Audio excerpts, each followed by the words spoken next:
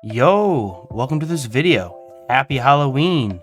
It's Halloween here in Tyria, and the cool thing about Halloween is that it's probably the biggest festival that Guild Wars 2 has to offer. ArenaNet has been doing the Halloween thing since Guild Wars 1, where the Mad King was even there and he would give out this actual headpiece of a pumpkin on your head. It's a classic. Have to wear it for Halloween. I made this video though because I wanted to show everyone all the different things you can do.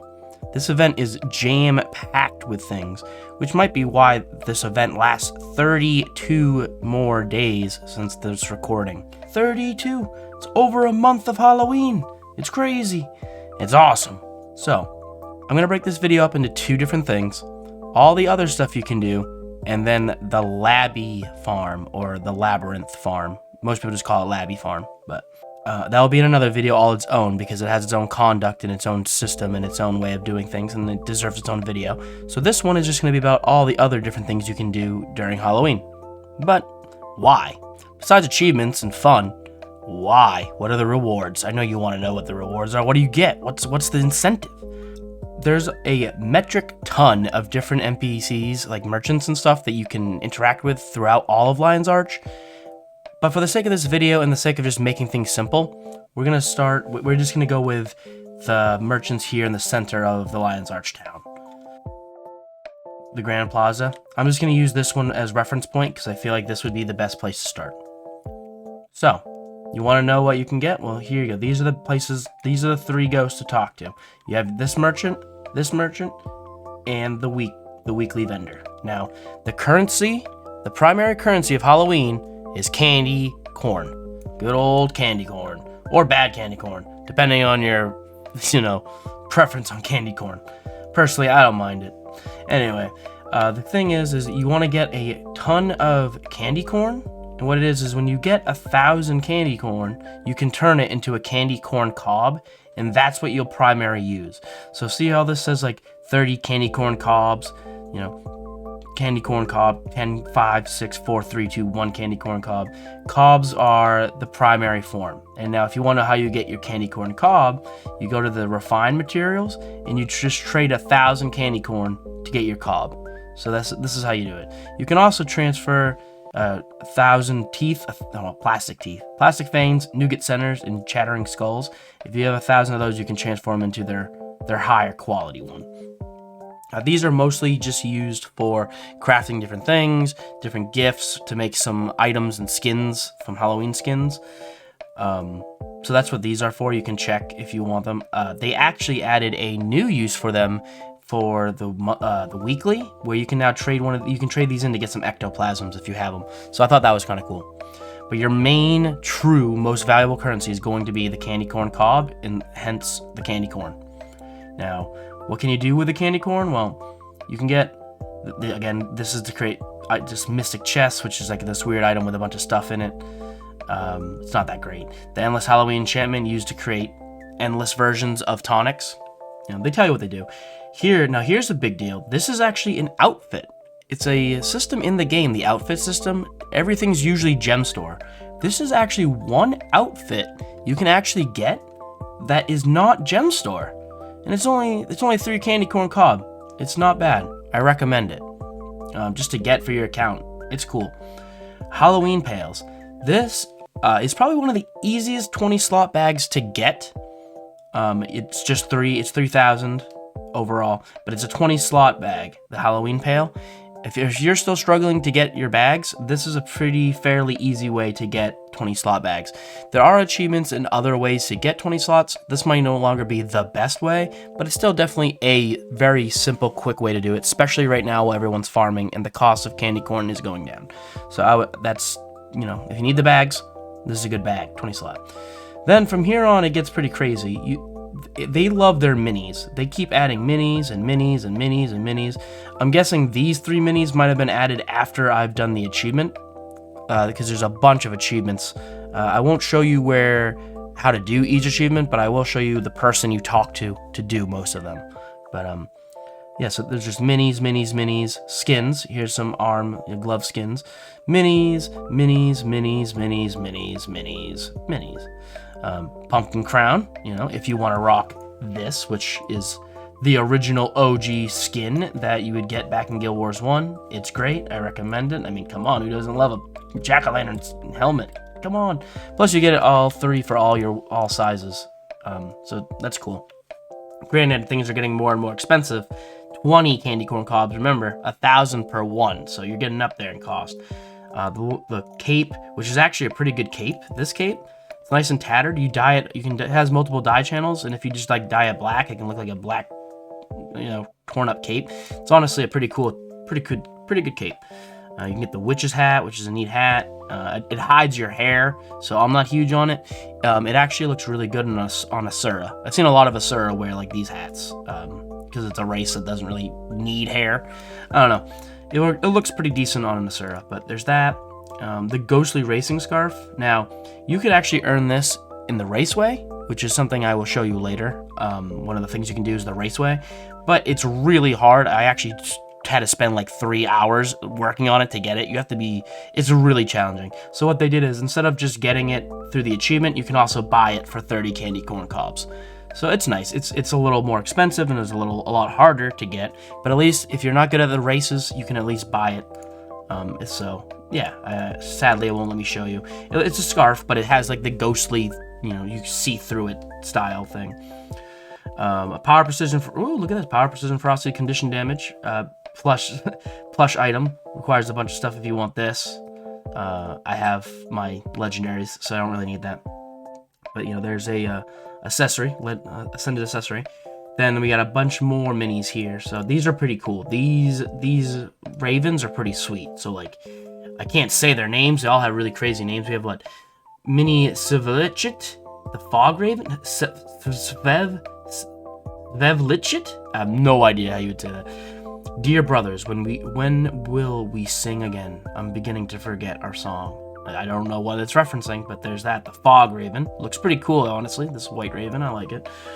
I actually might need to pick this up this year because this fiery raven really goes well with my phoenix, with my style of fire that I got going on. But Altorsius, soaring outside the door, only the night birds call out a greeting. Yeah, so then you can get this cool little fire. Pretty cool. I like this. I think I'm going to go for this year. I like this one. Mini Humphrey Farron. Lord Humphrey Farron. I'm guessing what this is, like a Farron descendant. No, it has no head. Mini Gwendolyn Ferder? I don't know how to pronounce that, but this is cool. Little ghost dog. It's pretty neat. This peaceful spirit seeks out to protect children and innocents from harm. Also, she likes snuggling. Oh, isn't that cute? So yeah, you got, this mini one. And then this is cool. I already have this 120 abomination. I got this years ago. It's actually the one I have equipped, but I never show it. But it's mini 𝒂𝒍𝒐𝒏, the shadow raven. Eyes like fire, wings like smoke. What does your heart desire? What does your soul invoke? Pretty cool. And he's pretty cool. Look at that. Yeah, cool little shadow raven. Pretty neat. So yeah, these are some probably honestly the coolest minis in my opinion. I'm not huge on minis. As you see, I don't really display them. But this is a cooler one. On like a Necro, if you're being an edgelord like I am, like that would be great. That's totally understandable. So yeah, also like there's these mini floating books. So like this mini book, this mini book, and this mini book. These are all back pieces. You can actually get these as a back item for your character, or in this case, if you want little mini floating books, that's not bad either, I guess. I guess if you're like a spellcaster, it looks like you have a floating book floating around with you and stuff. Again, if you're a necromancer, let's say you have the legendary Binding of 𝒂𝒑, so you have like the book claw that you hold out, and then you also have a mini pet that's a floating book. I can see that being kind of cool. But yeah, so that's all. Those are all the minis, and these are majority of the rewards you can get for saving up your candy corn cobs. There are, of course, many other things. That's just some of the stuff right there. Now here's this. These are a bunch of skins to make the lunatic armor. So there's a whole bunch of different armor sets. Light, medium, hard. They're all the lunatic stuff. These are fairly easy to get, and then you also need, of course, this insignia. But you can make a whole bunch of different skin sets and stuff. a whole bunch of different skins, and that's an achievement as well to get all the different skins. So that's one thing you can do. Different recipes, different recipes for brewing and stuff. They have recipes and things, so that's what she sells. Mostly the armor skins recipes. And here's your weekly vendor now, and you can buy weekly things. One charge for one cob. Why do they always have this? It's such a robbery. Never buy a transmutation charge from any of these people. Always a scam, always. But the tier and exchange voucher isn't bad. There was other things I already got this week, but you can get, if you trade in one of the chattering skulls, the rare, like each one of these, one gibbering skull, one of Tyria's best nougat centers, and one high quality plastic fang.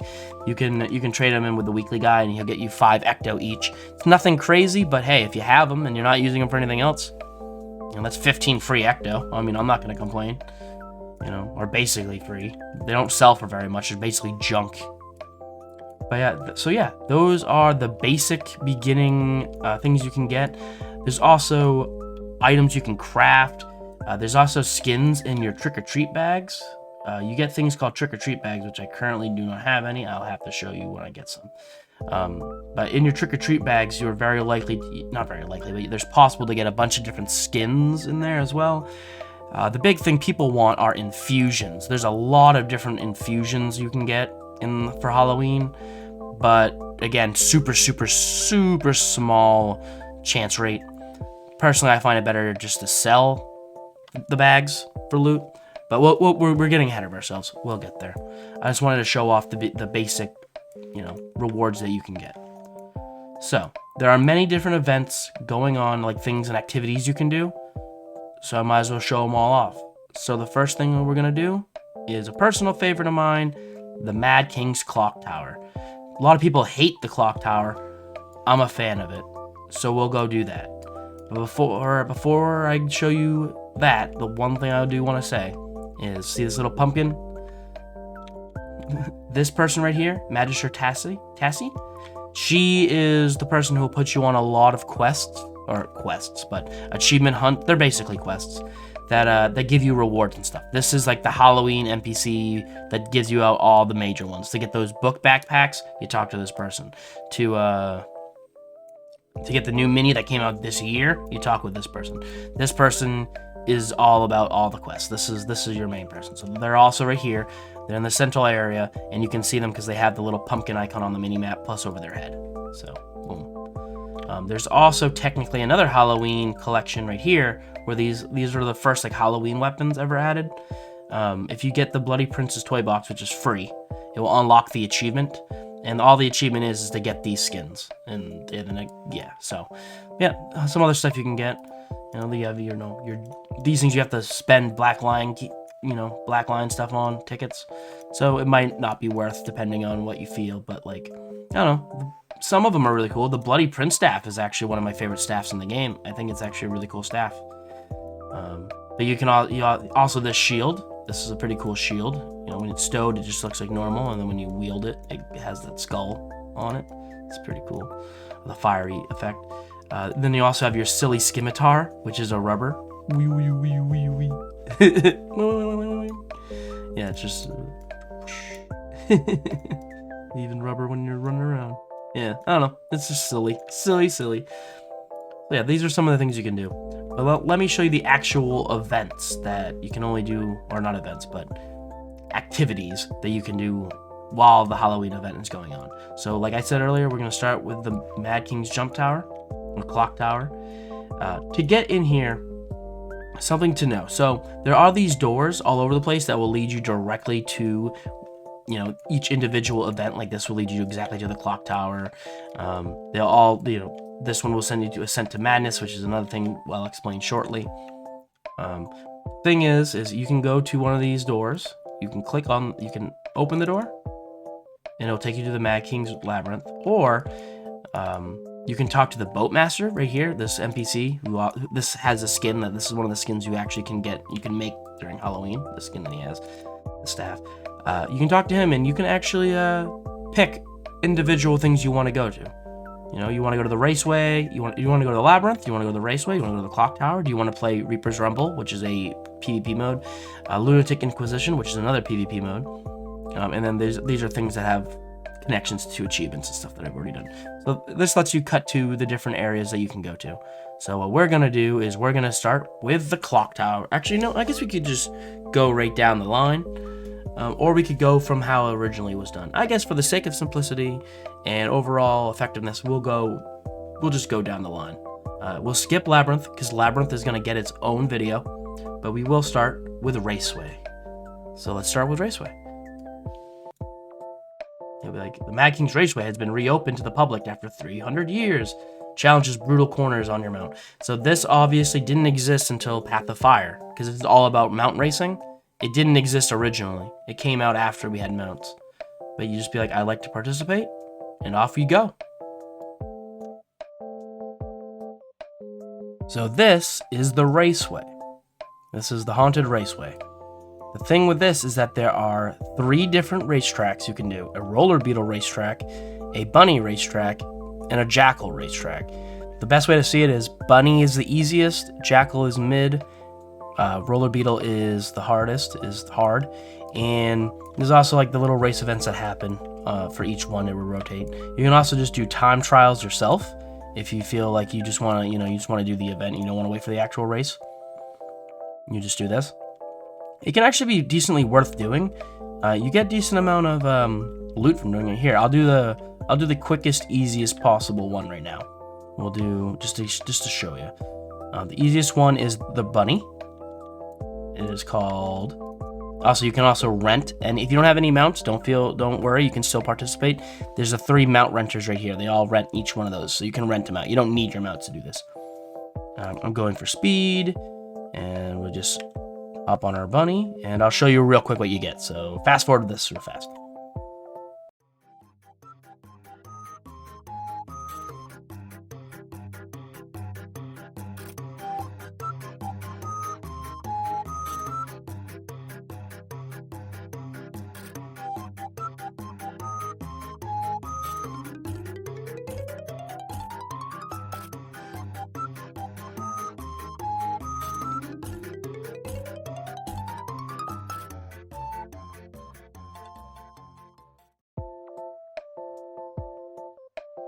Ta-da! 53. Got my gold. And you can just open that up, get your 3, and then let's see. I have 15 right here. I just went to 25, 30, 33. Yeah, look at that. Boom. So yeah, and you can just do, if you do each one of these and you get gold for each one of them, you can get a bunch. Gold on Roller Beetle is actually very difficult. It's how you get the racing scarf. You can get the racing scarf by doing the Roller Beetle racing and get gold. It's pretty tricky. So yeah, that's the raceway. It's pretty cool. Now let's go on to the next one. So we can just talk to our guy again. Let's do my personal favorite, the Clock Tower. Now, Clock Tower, it can be considered very difficult depending on your ability. They've added a new thing now where if you want to get the achievement, you can actually, instead of doing the Clock Tower itself for this other story thing they added this year, you can now talk to this angry chest and give it candy. I don't bow down to the Mad King's whims. If you give this chest candy corn, you can save you don't have to worry about doing the jumping puzzle for an achievement they added this year. So it's basically they try to be more kind to those who can't do jumping puzzles. Because this, to be fair, this is a tricky jumping puzzle for a lot of people. A lot of people have a hard time with this one. So it makes sense that they want to try to make it a little easier. I personally don't really have a hard time with it. I've done this jumping puzzle a lot. I've done it every year. Hell, I'll speed do it real quick right now just to show you. Maybe you could follow my path and it'll help you out maybe. You quickly learn that the biggest, most annoying thing is this, the timer. It is very tedious. So we're just going to skip to the head of this timer. And we'll start the thing, and I'll just do a quick jumping puzzle run. Speed it up a little bit so you don't have to watch the whole thing. Yeah, let's go. Alright, the cutscene means it's ready to go. You get this little thing to be like, hey, pay attention, it's about to start. You can't skip it, it's just how it starts. And then you go. So let's do this. We'll speed it up so you just get to see the whole thing really fast.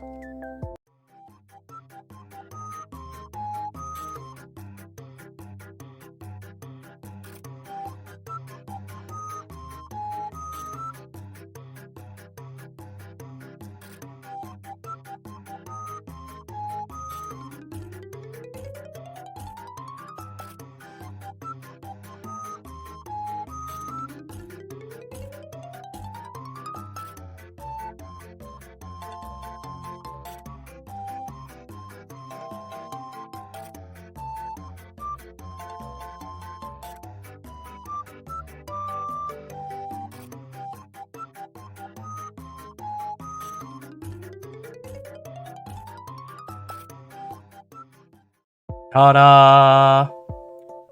Da-da-da-da-da-da. And then open it. If it's your first time for the year, you get a little bit more. If not, you don't get that much. But that's okay. Ta-da! Mad King's Clock Tower complete. And then you're done. So that's the Mad King's Clock Tower. I'm a fan. It's not for everyone. If you like challenging jumping puzzles, this is it. If you're not a fan, yeah, you might not want to do it.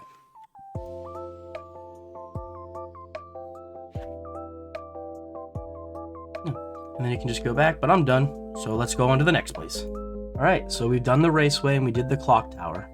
Reaper's Rumble and Lunatic Inquisition are two different PvP style games that have like their own rules and their own systems in play that you do to do them. I'm not going to actually do them here because, one, I don't really know them that well, I'll be honest. Two, there's not much to really get from it other than the satisfaction of playing the game itself. Unless you have like a daily Halloween thing you need to do. But you don't even have to win those, you just need to play. So you can just click in, go in, run around, and then be done with it. But they have their own things, their own methods. It's interesting how there's two different PvP game modes for this event, but there they are. So there's those. Now there's another thing you can do besides these ones, which is the Ascent to Madness. Ascent to Madness gets its own thing. It's not part of this. You have to go to its own door. And what it is although it recommends 5, and it bare minimum recommends 2, you can solo this if you're persistent or good enough. What you do here is you actually fight the Mad King. Now this is the Ascent to Madness. This is actually pretty cool, honestly. So you can set yourself up, you know, I'm ready. You go in. Now here's, you have to cross these chains, get to these islands. And here's the Mad King, and he'll talk smack, make you feel like a jabroni. Cool thing is you look up and you can see like this was originally the cauldron or the fountain where he would climb out to get to Lion's Arch. So like that's Lion's Arch up there, and we're like down in it, way back. This was actually like part of the plot. It's like we went in and we fought him. So yeah, so he does his whole thing, and you actually have this confrontation with him, and he talks about Mad King Says. But this is a little different. The way Mad King Says works in this regard is he's going to demand something. Your abilities are going to flip, and you have to click on the ability he wants you to click on. So he'll be like, cower, and then you have 5 different things, and one of them will be cower. So you want to actually do the proper one and fulfill the full channel. That way you can actually fight again.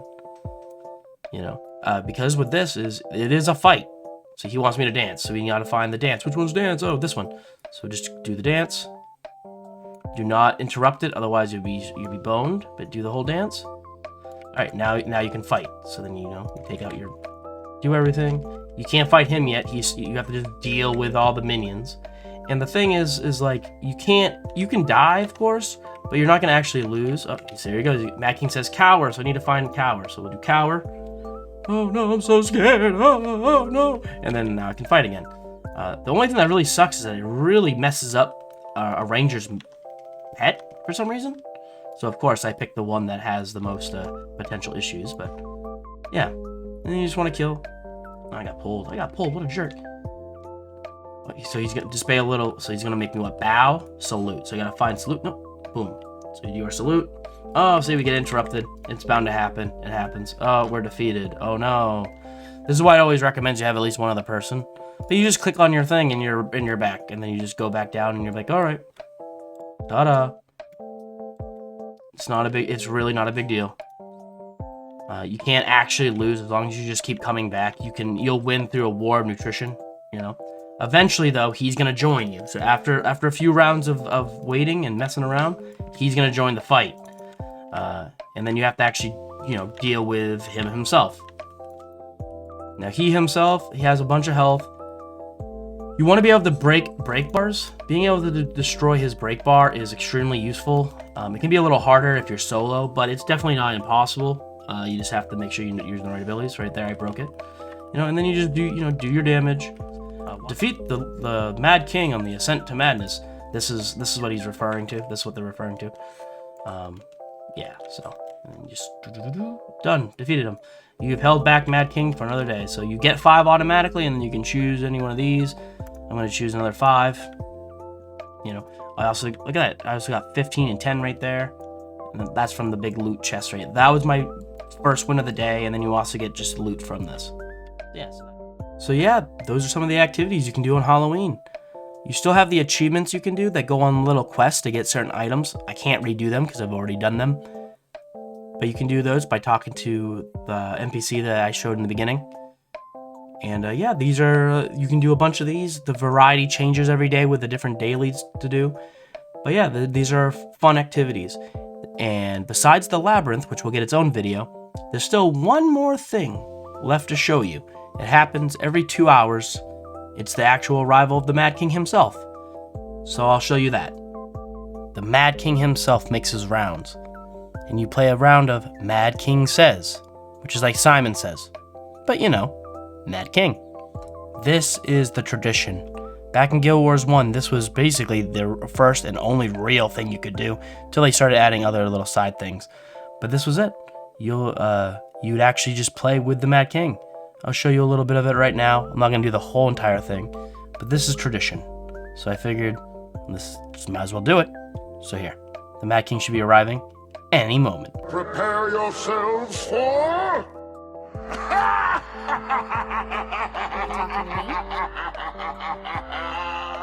So I turn on the dialogue. I turn on the dialogue because it makes it easier to do this. Sad socks who don't know the rules. Hear me now! You must do only what your Mad King says, and nothing else! Consider it a lesson in obedience. Ah, good old Mad King. Ready? If not, that's unfortunate for you. Because the game begins now!